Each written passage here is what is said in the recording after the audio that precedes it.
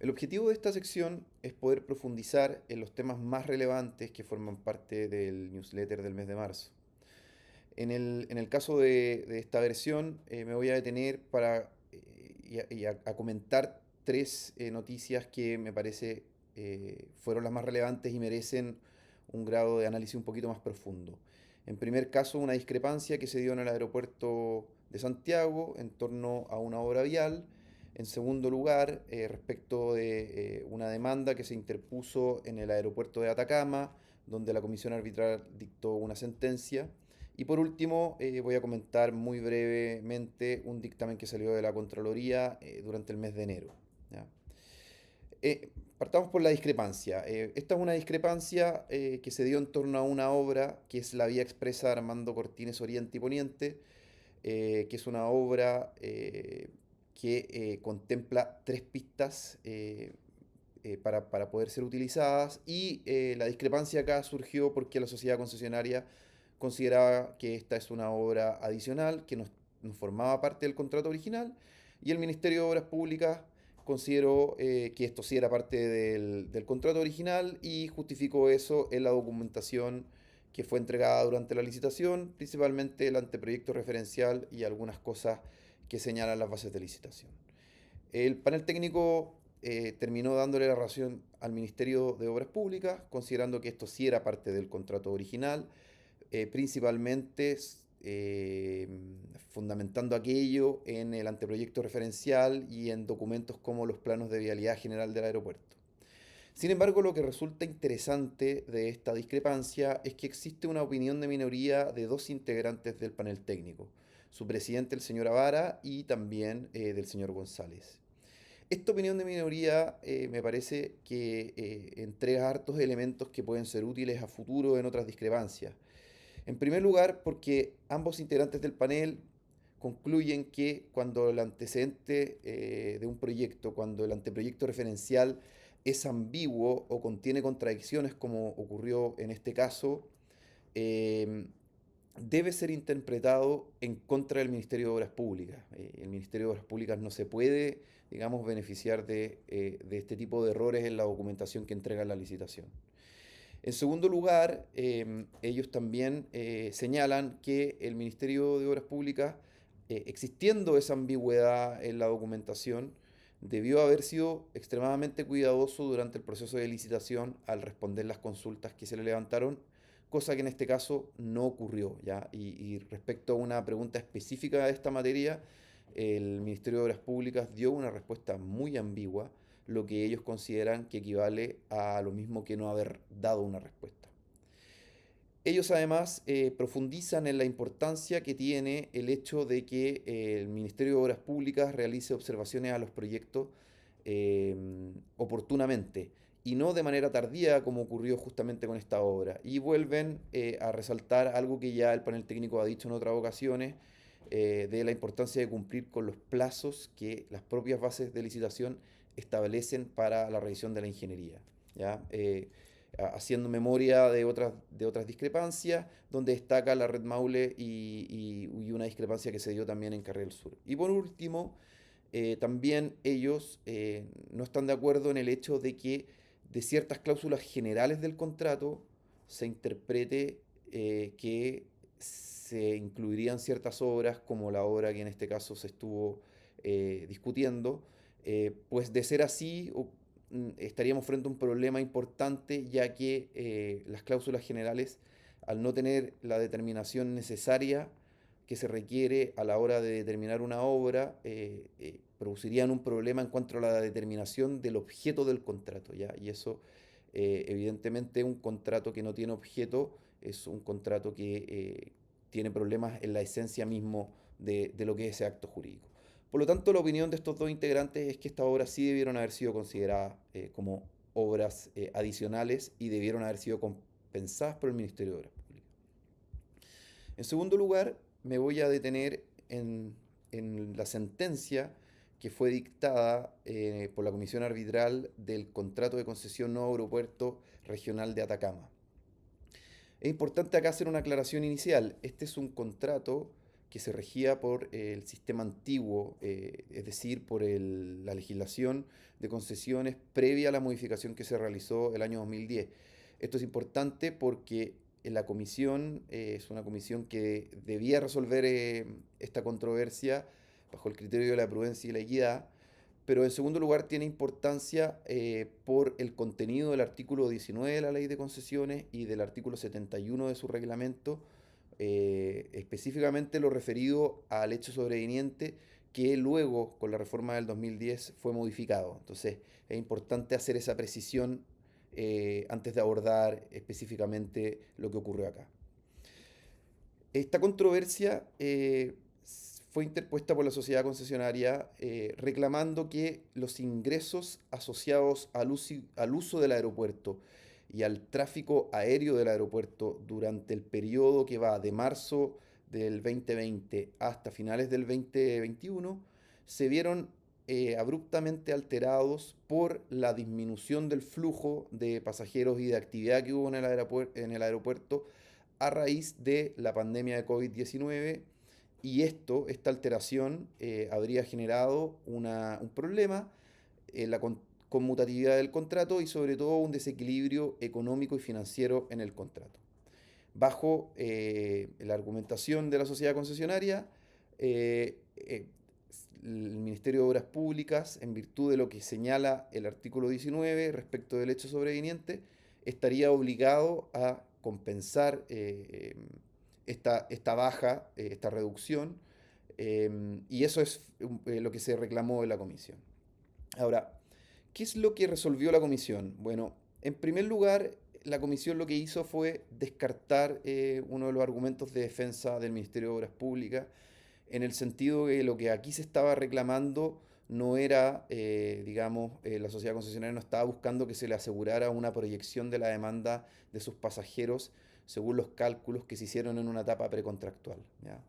Tampoco, digamos, la sociedad concesionaria estaba reclamando respecto a una mera expectativa que tenía de lo que iba a ser la demanda de los pasajeros, sino que, y es muy clara la comisión en señalar que este es un reclamo que recae específicamente en el margen de explotación menor que se produjo para la sociedad concesionaria durante ese periodo que va entre el año 2020 y 2021. La, el reclamo de la sociedad concesionaria se sostiene en la idea de que se habría producido un hecho sobreveniente, que es la pandemia del COVID-19. Entonces, en virtud de ello, la comisión establece que debe, para poder resolver esta controversia, determinar tres cosas. Primero, en primer lugar, si es que la pandemia del COVID-19 constituye efectivamente una causa sobreveniente. En segundo lugar, si es que la ley de concesión habilita a la comisión a poder revisar eventos de esta naturaleza cuando se producen. Y en tercer lugar, si es que dicha causa sobreviniente, si es que así lo fuera, justifica que la sociedad concesionaria sea compensada por el MOB. Respecto de lo primero, la comisión concluye que efectivamente la pandemia de COVID-19 es un hecho sobreviniente, y en esto viene a reforzar lo que ya había dicho también la comisión del aeropuerto de Santiago en otra controversia. Respecto de lo segundo, si la comisión está facultada para revisar este tipo de situaciones cuando se producen en los contratos, la comisión concluye que efectivamente el artículo 19, inciso 3, la habilita para poder hacer una revisión del contrato cuando se producen este tipo de eventos, específicamente porque en este caso el contrato, las VALI, no señalan nada al respecto y por lo tanto sería labor de la comisión el resolverlo. Sin embargo, especifica que la interpretación que hace la sociedad concesionaria respecto a que frente a un hecho sobreveniente existiría una carga para el MOP de hacerse cargo del mismo, no es cierto, y que lo que la ley establece en su artículo 19, volvamos a recordar, ley antigua, es simplemente que el contrato puede ser revisado por la comisión. Entonces llegamos a el tercer elemento, que es el elemento más importante de esta sentencia, y es si es que se justifica o no la compensación para la sociedad concesionaria. Y aquí es donde la comisión termina resolviendo que, mediante un análisis metodológico que hace, de todo el periodo de vigencia del contrato de concesión, termina resolviendo que no corresponde en este caso compensar a la sociedad concesionaria, ya que si se analiza todo el periodo de la concesión que va desde el año 2005 hasta el año 2023, los ingresos que habría obtenido la sociedad concesionaria habrían excedido la demanda proyectada. Por lo tanto, incluso si es que nosotros consideramos esa disminución que se produjo entre los años 2020 y el año 2021, la sociedad concesionaria obtuvo ingresos mayores de los que proyectó al momento de licitar. Bajo ese criterio, para la comisión no habría entonces un quiebre en el equilibrio económico y financiero del contrato y por lo tanto no existe ninguna obligación por parte del MOP de compensar a la sociedad concesionaria. Lo anterior se refuerza con 4 fundamentos secundarios, señala la comisión, que es que, en primer lugar, la sociedad concesionaria recibió un pago por subsidio fijo a la construcción, por lo cual la construcción de las obras del aeropuerto se encontrarían, digamos, pagadas. En segundo lugar, que durante todo el análisis que realiza, durante todo el periodo de vigencia de la concesión, en el análisis que realiza la comisión, logra identificar que hubo periodos en donde existieron ingresos muchísimo mayores de los que la sociedad concesionaria esperaba y por lo tanto eso equilibraría los otros periodos en los que aquello no ocurrió.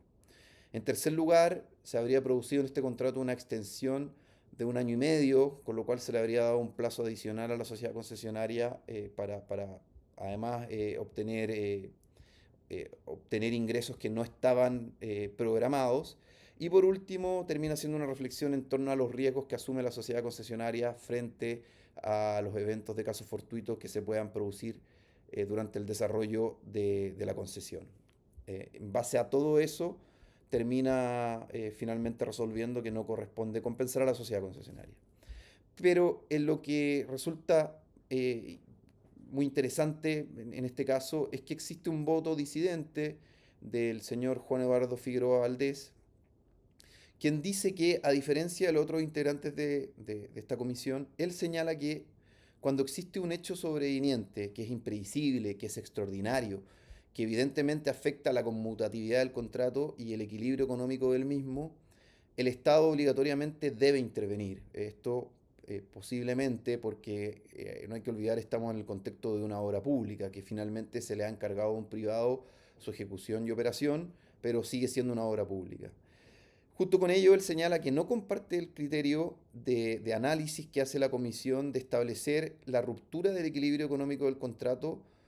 considerando toda la vigencia de un contrato, porque bajo el punto de vista de él, ello desconocería que existen riesgos residuales que asume la sociedad concesionaria y que de alguna manera impactan en el contrato. Esta opinión es interesante y se debe además reforzar con un argumento adicional que Figueroa no menciona, pero que es importante tener presente, que efectivamente hay una debilidad en el argumento de la comisión, porque si es que el equilibrio económico del contrato solamente se puede estimar una vez que se ha cumplido el plazo de vigencia total de la concesión y podemos analizar lo que fue la historia de la misma, se produciría un problema, ya que si existe algún evento de esta naturaleza, algún hecho sobreveniente que golpea duramente el desarrollo del contrato en una etapa inicial o en una etapa un poco más avanzada, pero no puede ser reclamado porque habría que esperar hasta el término del mismo para saber y cuantificar la magnitud del mismo, se produciría un problema con la prescripción de la acción que la sociedad concesionaria tiene para poder ir a reclamar esto a la comisión arbitral o ante la Corte de Apelaciones, como establece la ley. Entonces, desde ese punto de vista, el criterio que utiliza la comisión para resolver podría generar el problema, lo que no ocurrió en este caso, pero podría ocurrir en otros contratos, de dejar en un estado de indefensión a la sociedad concesionaria. Por último, un comentario muy breve respecto del dictamen 11.780 de la Contraloría, que salió el 23 de enero de este año, en donde la Contraloría lo que hace es reafirmar algo que ya había señalado y que tiene relación con el tema del reembolso de los costos de los estudios de aquellas iniciativas privadas que se encuentran en etapa de proposición. ¿Ya? Esta es una discusión que se ha dado mucho en torno al tema de las iniciativas privadas de concesiones de obras públicas, porque se ha interpretado por quienes proponen iniciativas privadas muchas veces que existiría una especie de mandato para el Ministerio de Obras Públicas de reembolsar los costos que se han debido realizar para los estudios que se les han solicitado para poder ir avanzando en el desarrollo de la iniciativa privada. Lo que termina la Contraloría es reforzando una vez más que el artículo 8 del reglamento de la Ley de Concesiones establece algo que es facultativo para el Ministerio de Obras Públicas, ya que señala que el Ministerio podrá ofrecer al postulante el reembolso de todo o de parte de los costos de los estudios. Por lo tanto, se trata claramente de una facultad discrecional del Ministerio de Obras Públicas y no existe un derecho por parte de los proponentes a que se les reembolsen los costos de los estudios que han realizado. Eso sería un comentario de este mes y los dejamos invitados entonces a a revisar las otras noticias que hay en el newsletter y estar atento a la información que vamos a seguir enviando. Muchas gracias.